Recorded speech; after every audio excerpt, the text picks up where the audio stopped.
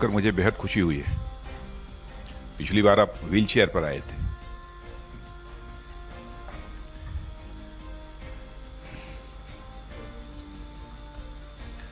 Air chief marshal V R Chaudhari, chief of air staff, lieutenant general BS Raju, vice chief of army staff, vice admiral S N Ghormade, vice chief of naval staff, Shri Sanjay Jaju, additional secretary, Shri SP Shukla, president SIDM, Shri Babaji Kalyani, founder president SIDM, Shri Jain D Patil, former president SIDM, doctor A Sivathanu Pillai, founder CEO BrahMos aerospace limited, Shri Sunil Mishra, DG SIDM champions, industry leaders, young entrepreneurs, aspiring academicians और मेरे media के मित्रों, अन्य देवियों व सज्जनों। SIDMs के किसी कॉन्फ्रेंस में भाग लेने के लिए पहली बार मैं नहीं आया हूं, लेकिन इसके पहले भी कई बार आप सबके बीच आना हुआ है। लेकिन सचमुच मैं देख रहा हूं कि इस बार आप सबके चेहरे पर मुझे ग्लो दिखाई दे रही है। और जब कभी भी SIDM की किसी कॉन्फ्रेंस को संबोधित करने के लिए मैं आता हूं, केवल औपचारिकता पूरी नहीं कर रहा हूं, बल्कि सचमुच मुझे बेहद खुशी होती है। और इस सेशन की थीम यानी India at 75, shaping for India at 100, अमृतकाल के आपके विजन और कमिटमेंट को यह दर्शाती है। सबसे पहले मैं SIDM चैंपियंस अवार्ड विनर्स को अपनी ओर से हार्दिक बधाई देता हूं, और मैं उन सभी एंटिटीज को भी बधाई देता हूं जिन्होंने इन अवार्ड्स के लिए अपनी एंट्रीज भेजी हैं। मैं इन अवार्ड्स के लिए गठित ज्यूरी को भी अपनी ओर से हार्दिक बधाई देता हूं, जिन्होंने सिलेक्शन प्रोसेस में डिलीजेंस के साथ काम किया है। मित्रों, महज 5 साल पहले जो बीज आप लोगों ने रोपा था, इस SIDM नाम के पौधे ने न केवल अपनी जड़ें जमा ली हैं, बल्कि अभी अब पूरा वृक्ष की तरह बनकर तैयार हो गया है। और मुझे बताया गया है कि SIDM से लगभग 500 मेंबर्स जुड़ चुके हैं, और इसकी रेलेवेंसी लगातार ये बढ़ती जा रही है। और इन वर्षों में SIDM देश की डिफेंस इंडस्ट्री की एक मजबूत आवाज बनकर उभरा है। आज के कुछ वर्ष पहले लोग SIDM को जानते नहीं थे, लेकिन आज जब भी मैं SIDM की चर्चा करता हूं तो लोग इस SIDM नाम से अच्छी तरह परिचित हैं। आपकी ग्रोथ अपने आप में हमारी डिफेंस इंडस्ट्री की ग्रोथ का यह इंडिकेटर है। धीरे धीरे आपके ऑफिस का दिल्ली से बाहर सेटअप होना आप पर इंडस्ट्री के भरोसे के कारण ही है। साथ ही यह इंडस्ट्री के हितों की रक्षा और उन्हें नई ऊंचाइयों पर ले जाने के आपके विजन और नेशनल सिक्योरिटी को मजबूत करने के प्रति आपके कमिटमेंट को भी यह दर्शाता है। साथियों, किसी राष्ट्र की प्रगति में नेशनल सिक्योरिटी की क्या भूमिका होती है, इससे हम सभी भली भांति अवगत हैं। एक सुरक्षित और मजबूत राष्ट्र ही प्रगति की सर्वोच्च ऊंचाइयां छूने में सक्षम हो सकता है। कोई राष्ट्र कितना ही धनवान क्यों न हो, कितना ही ज्ञानवान क्यों न हो, पर जब तक वह नेशनल सिक्योरिटी के सभी डायमेंशंस पर गहराई से कार्य नहीं करता है, उसकी समृद्धि, उसकी प्रॉस्पेरिटी खतरे में ही रहती है। और आज जब मैं हमारी डिफेंस इंडस्ट्री को लगातार आगे बढ़ते हुए देख रहा हूं, SIDM को लगातार आगे बढ़ते हुए देख रहा हूं, तो मैं कह सकता हूं कि हमारी नेशनल सिक्योरिटी हो या फिर इकोनॉमिक प्रॉस्पेरिटी, दोनों ही दृष्टियों से हमारा देश लगातार मजबूत बनता जा रहा है। हम अपने इसी विजन, अप्रोच और गति के साथ आगे बढ़ते रहे तो जल्द ही पूर्ण आत्मनिर्भरता के साथ साथ पूरी दुनिया के लिए डिफेंस मैन्युफैक्चरिंग हब के रूप में हम सबके सामने होंगे। लगातार बदलती वैश्विक परिस्थितियां इसके लिए और अधिक इनेबलिंग एनवायरनमेंट तैयार कर रही हैं, और पिछले कुछ समय को देखें तो आप पाएंगे कि बदलते सिक्योरिटी सिनेरियो के अनुरूप दुनिया भर के देश अपनी सिक्योरिटी पर फोकस कर रहे हैं, और मिलिट्री इक्विपमेंट की डिमांड भी तेजी से बढ़ रही है। मित्रों, आप सब Stockholm international peace research institute, जिसे हम सिप्री कहकर पुकारते हैं, सिप्री की हालिया रिपोर्ट से अवगत होंगे। यह रिपोर्ट बताती है कि पिछले साल यानी 2021 में वर्ल्ड मिलिट्री स्पेंडिंग की पहली बार $2 ट्रिलियन पार कर चुकी है। 2020 की तुलना में इसमें 0.7% और 2012 की तुलना में इसमें 12% की बढ़ोतरी हुई है। और हमारी आर्म्ड फोर्सेस भी जाहिर है आगे आने वाले वर्षों में अच्छी खासी धनराशि कैपिटल प्रोक्योरमेंट में स्पेंड करेंगी। यह सब क्या दिखाता है? यह सब यही दिखाता है कि आने वाले समय में दुनिया की सुरक्षा जरूरतें और बढ़ने वाली हैं और हमारा देश उन जरूरतों को किफायती और गुणवत्तापूर्ण तरीकों से पूरा करने का दम रखता है, इसको पूरा करने की हम हैसियत रखते हैं। जब मैं यहां पर देश की बात कर रहा हूं तो इसका मतलब public sector, private sector, academia, research and development organisation, ये सब हैं और एसआईडीएम इसका एक नोडल पॉइंट है। साथियों, आज हमारे देश में वह सब कुछ उपलब्ध है जो किसी डिफेंस कंपनी की नर्चरिंग और उनकी ओवरऑल ग्रोथ के लिए आवश्यक होता है। वह चाहे पॉलिसीज की बात हो, इन्वायरमेंट की बात हो, गवर्नमेंट की सपोर्ट की बात हो, यानी हर दृष्टि से भारत में पिछले कुछ समय में डिफेंस कंपनीज के लिए एक इनेबलिंग एनवायरनमेंट बना है। और इस राह में प्राइवेट सेक्टर की क्या भूमिका हो सकती है, इसे हमारी सरकार ने आज नहीं 20 साल पहले जान लिया था और समझ लिया था। पूर्व प्रधानमंत्री यहां श्रद्धेय अटल बिहारी वाजपेयी जी की मैं चर्चा करना चाहूंगा। श्रद्धेय अटल बिहारी वाजपेयी जी प्राइवेट सेक्टर की ताकत को गेम चेंजर मानते थे और यही कारण था कि उन्होंने डिफेंस सेक्टर में भी प्राइवेट सेक्टर के पार्टिसिपेशन का प्रोविजन किया था। और एक तब का दिन था और आज का दिन। हम लगातार ऐसे ऐसे रिफॉर्म्स करते जा रहे हैं जिससे हमारा प्राइवेट सेक्टर डिफेंस सेक्टर में आने के लिए प्रोत्साहित हो। और आप जानते हैं कि हमने अपने कुल बजट का एक बड़ा हिस्सा केवल और केवल डोमेस्टिक वेंडर से खरीदारी के लिए अलग कर दिया है। आप सभी परिचित हैं, लेकिन फिर भी मैं उसे दोहराना चाहता हूं। इस वर्ष यानी 2022-2023 के लिए 68% यानी लगभग 85,000 करोड़ कर दिया गया है और उसमें से भी 25% राशि केवल डोमेस्टिक प्राइवेट सेक्टर के लिए रिजर्व्ड है। इस पर तो ताली बजनी चाहिए और इस पर तो बार बार ताली बजनी चाहिए। मैं समझता हूं कि इसकी कल्पना नहीं रही होगी किसी को, कोई ऐसी गवर्नमेंट आएगी और इस काम को करेगी।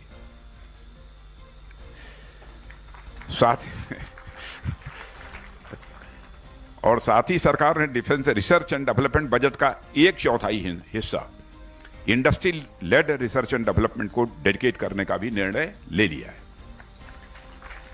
मुझे लगता है कि पोस्ट बजट जो चर्चा हुई थी शुक्ला जी, शायद उसी में यह सुझाव आया था।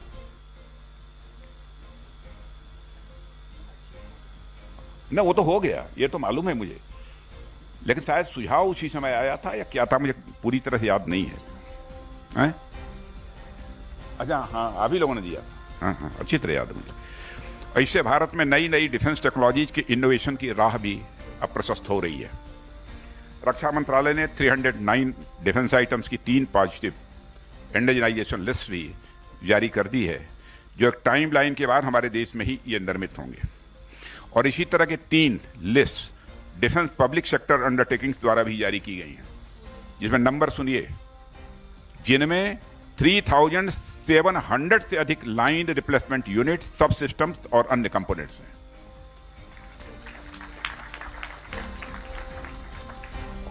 और ये आगे बढ़ने वाले हैं, यहीं तक हम सीमित नहीं रहेंगे, आगे बढ़ेंगे। और यह रक्षा क्षेत्र में आत्मनिर्भरता की दिशा में एक बहुत बड़ा कदम है और यह भारतीय रक्षा उद्योग को आने वाले वर्षों में डिजाइन एंड डेवलपमेंट क्षमताओं का उपयोग करके आर्म्ड फोर्सेस की आवश्यकताओं को पूरा करने के लिए इन आइटम्स के निर्माण का एक बहुत बड़ा अवसर प्रदान करेगा। डिफेंस एक्विजिशन प्रोसीजर 2020 हमारे ऑब्जेक्टिव आत्मनिर्भर भारत के उद्देश्य से यह प्रेरित है और डीएपी 2020 भारतीय रक्षा आवश्यकताओं को पूरा करने में निश्चित रूप से यह मदद करेगा।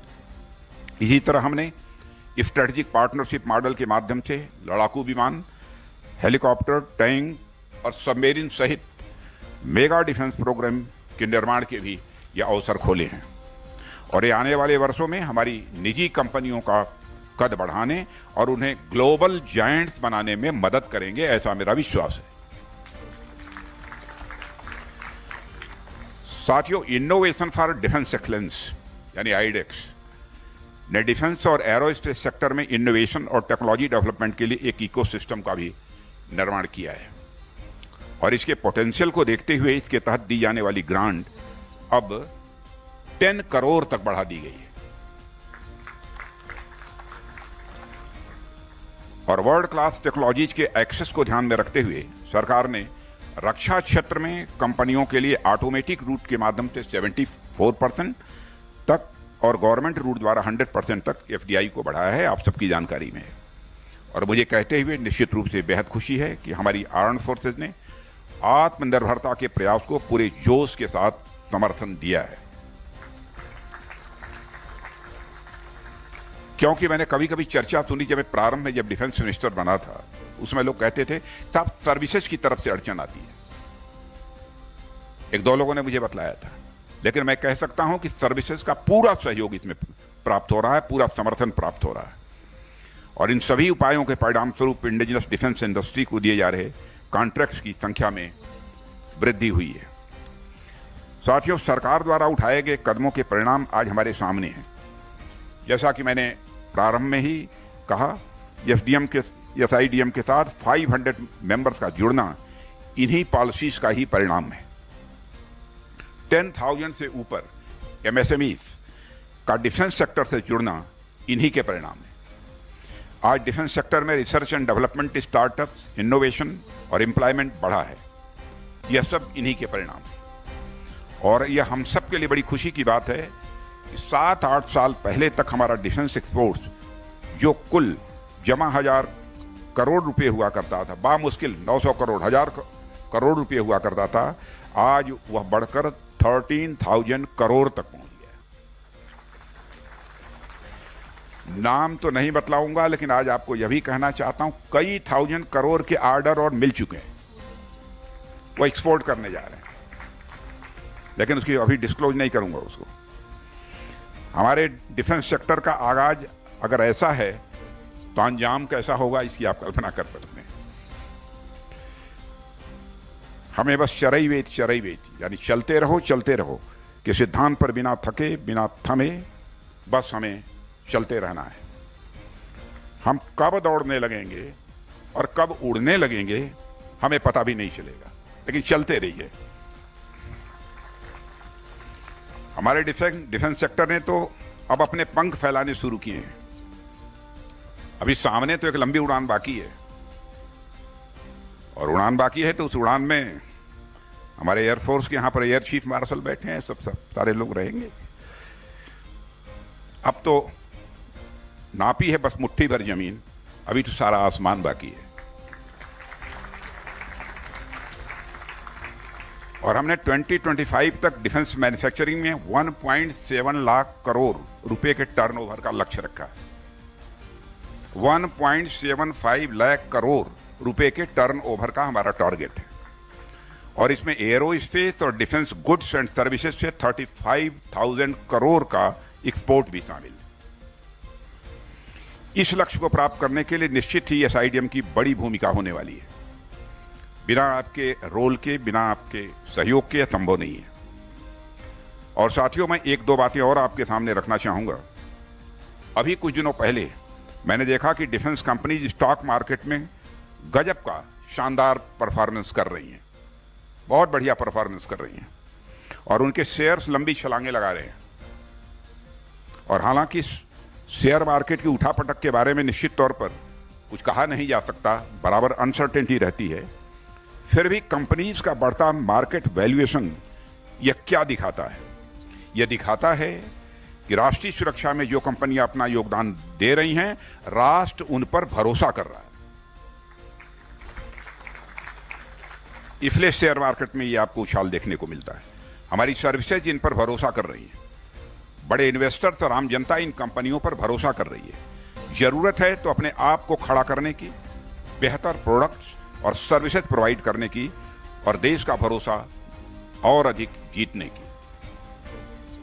साथियों, न केवल डिफेंस सेक्टर में बल्कि ओवरऑल इकॉनमी की हम बात करें तो पिछले कुछ समय में हमें अभूतपूर्व बढ़ोतरी दिखाई देती है। अपने अनेक एजेंसीज के सर्वे देखेंगे जो ये बताते हैं कि भारत दुनिया की 5वीं सबसे बड़ी अर्थव्यवस्था बनने के साथ दुनिया में fastest growing economy, major economies में से एक के रूप में लगातार आगे बढ़ रहा है और हमारा एक्सपोर्ट एक के बाद एक नया रिकॉर्ड भी बना रहा है। अब हम कितने साल के बाद टॉप 3 में होंगे पता नहीं। आप लोग कहेंगे कि मैं कुछ जरूरत से ज्यादा बोल रहा हूं। मैं तो टॉप 3 की बात नहीं सोचता, बल्कि आफ्टर मैंने अप टू 2047 मैं तो टॉप 1 टॉप 2 की बात सोचता हूं।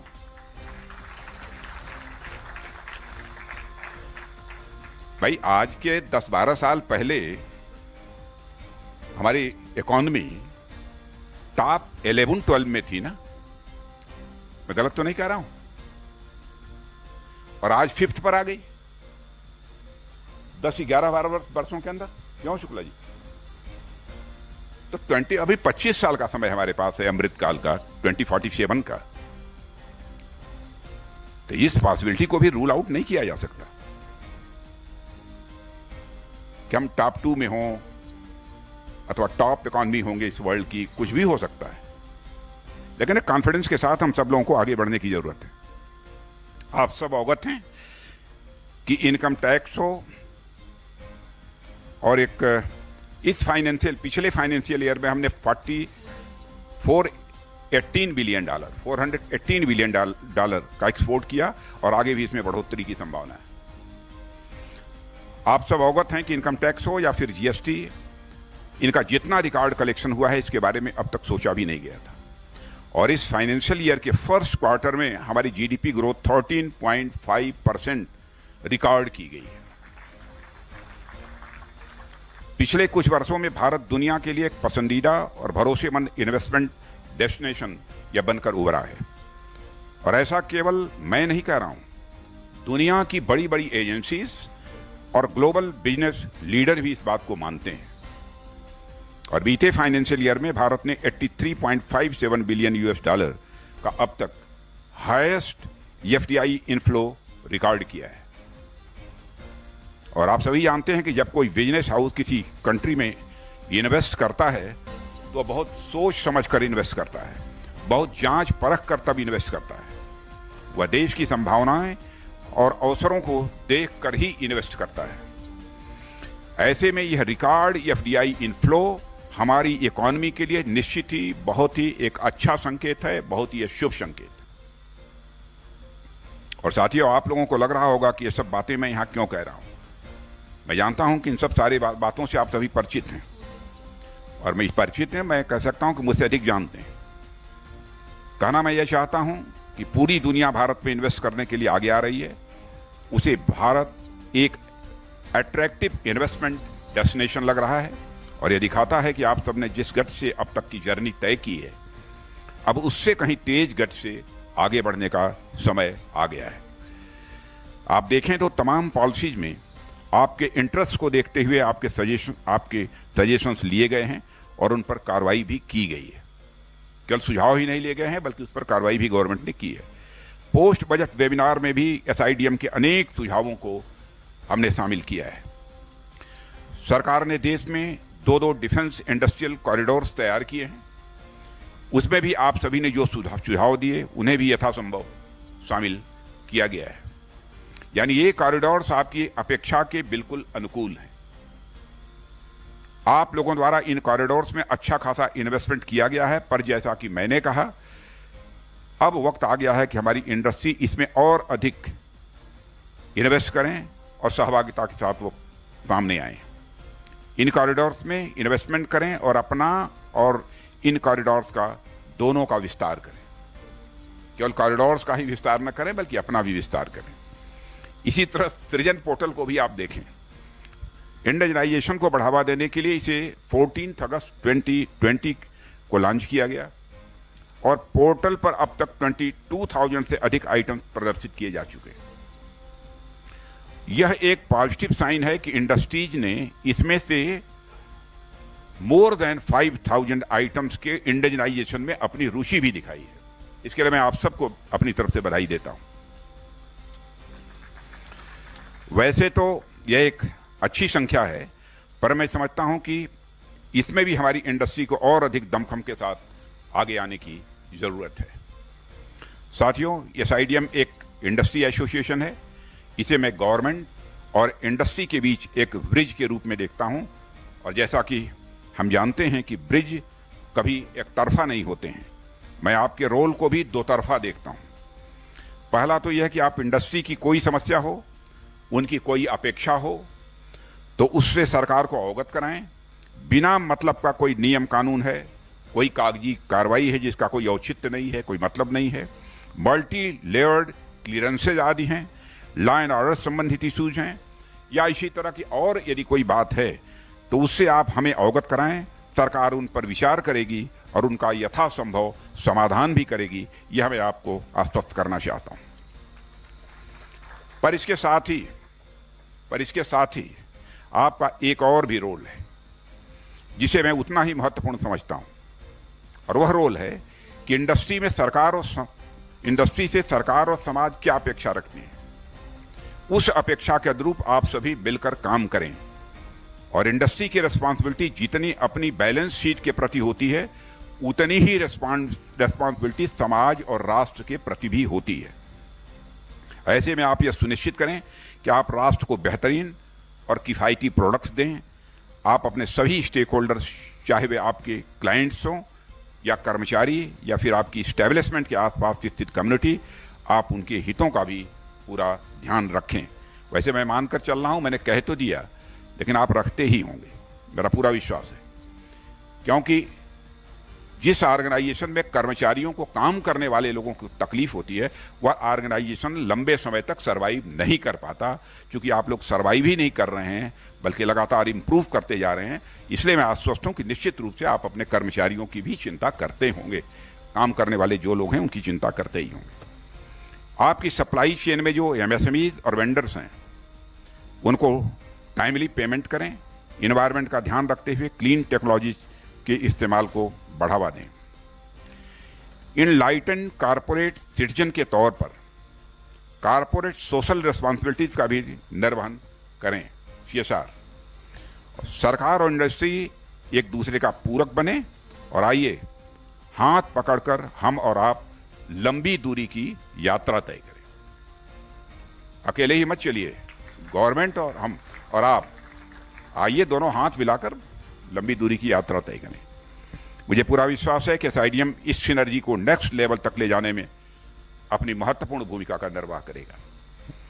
साथियों, हमारा देश 2047 में अपनी आजादी के 100 वर्ष पूरे कर रहा है, और यह 100 वर्ष केवल सरकार के तो पूरे होंगे नहीं, पूरे देश के होंगे, जिसमें हम सभी भी शामिल हैं। और उस 100 ईयर्स के उपलक्ष्य में आप सभी ने अपने सामने क्या संकल्प लिए हैं, क्या लक्ष्य तय किए हैं, उसका एक रोड मैप बनाएं।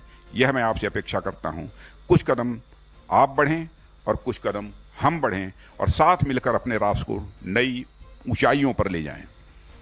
बीते स्वतंत्रता दिवस पर इस देश ने विकसित भारत का जो प्रण लिया है, उसे हम अपनी भूमिका निभाएं। उसमें आप लोगों से आग्रह है कि आप लोग नए जोश और उत्साह के साथ आप सभी सामने आएं।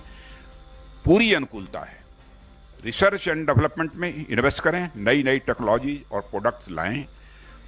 यकीन मानिए, आपके प्रोडक्ट्स का भारत समेत पूरी दुनिया इंतजार कर रही है। वर्तमान समय डिफेंस सेक्टर के लिए गोल्डन पीरियड है, इसका आप सभी फायदा उठाएं। इस अवसर पर अधिक कुछ न कहते हुए मैं इस एनुअल सेशन की सफलता के लिए आप सबको हार्दिक शुभकामनाएं देता हूं, और अगले माह गुजरात में रक्षा महोत्सव यानी डेफ एक्सपो का 12th एडिशन यह आयोजित होने जा रहा है।